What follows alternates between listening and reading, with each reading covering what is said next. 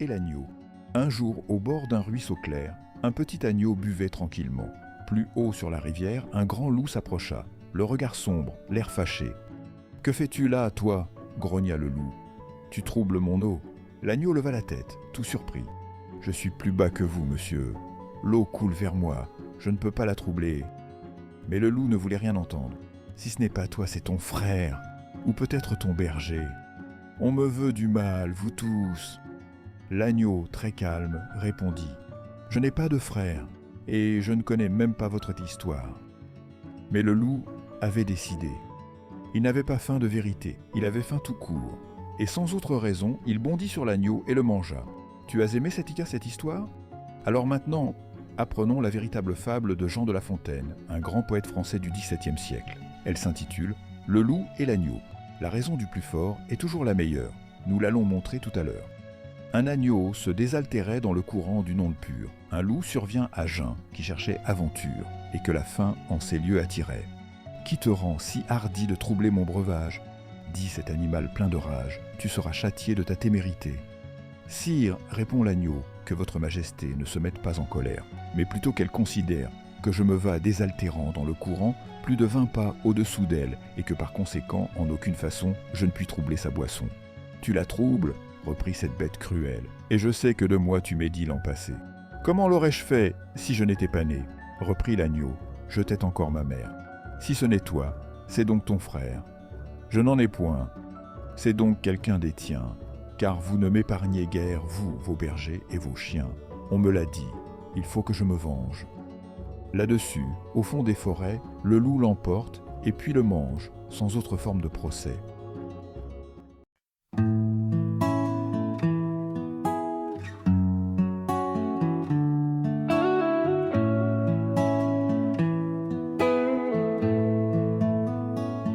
Près d'un ruisseau, l'agneau paisible buvait sans peur, le cœur tranquille. Le loup surgit, grondant très fort. Tu troubles l'eau, j'en ai assez d'accord. Mais non, monsieur, je suis en bas. L'eau coule ici, regardez-moi. Le loup ne veut rien écouter, il cherche juste à accuser.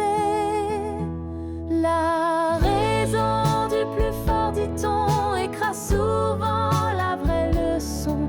Même sans faute, sans façon, on peut tomber sous l'oppression. Ce n'est pas toi, c'est ton cousin ou ton berger, c'est tout un. L'agneau répond tout étonné, je n'ai rien fait, je suis né l'an passé.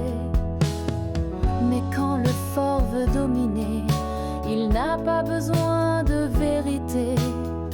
Il fait taire, il prend, il fait peur et s'en va sans aucun honneur. La raison du plus fort, dit-on, écrase souvent la vraie leçon.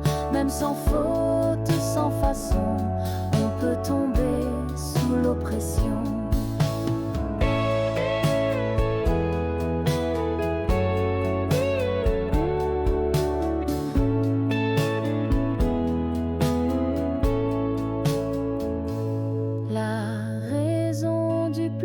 Dit-on, écrase souvent la vraie leçon.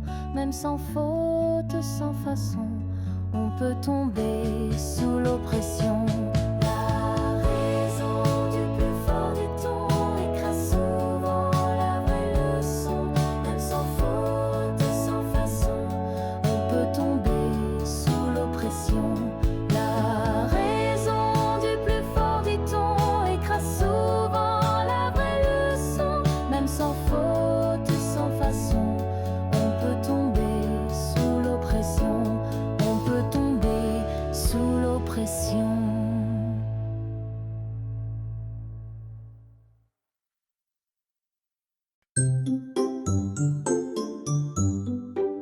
Coucou, c'est Alva. Tu as aimé cette chanson? Reste avec moi et viens en découvrir plein d'autres.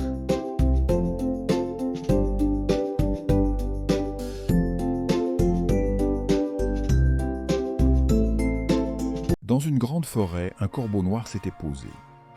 Dans son bec, il tenait un morceau de fromage bien frais. Il voulait le garder pour lui seul. Un renard, passant par là, sentit une odeur alléchante. Il leva les yeux vers le corbeau. « Bonjour, monsieur le corbeau, que tu es beau aujourd'hui. Tes plumes brillent au soleil et tu as l'air si fier. Je suis sûr que ta voix est aussi belle. Tu es le plus grand chanteur de la forêt. » Le corbeau, flatté, ouvrit grand son bec pour chanter. En faisant cela, il laissa tomber le fromage. Le renard attrape le fromage, tout content.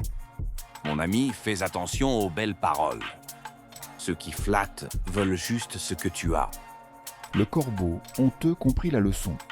Il jura de ne plus jamais se laisser avoir. Tu as aimé cette fable, apprenons-la ensemble. Écrite par Jean de La Fontaine, poète du XVIIe siècle. Maître Corbeau, sur un arbre perché, tenait en son bec un fromage. Maître Renard, par l'odeur alléchée, lui tint à peu près ce langage. « Hé, bonjour monsieur du Corbeau. Que vous êtes joli, que vous me semblez beau. Sans mentir, si votre ramage se rapporte à votre plumage, vous êtes le phénix des hôtes de ces bois. » À ces mots, le corbeau ne se sent pas de joie. Et pour montrer sa belle voix, il ouvre un large bec, laisse tomber sa proie. Le renard s'en saisit et dit « Mon bon monsieur, apprenez que tout flatteur vit aux dépens de celui qui l'écoute. Cette leçon vaut bien un fromage sans doute. » Le corbeau, honteux et confus, jura, mais un peu tard, qu'on ne l'y prendrait plus. Sur la plus haute des branches, un corbeau fier et tranquille tenait dans son bec qui penche un fromage doux et fragile.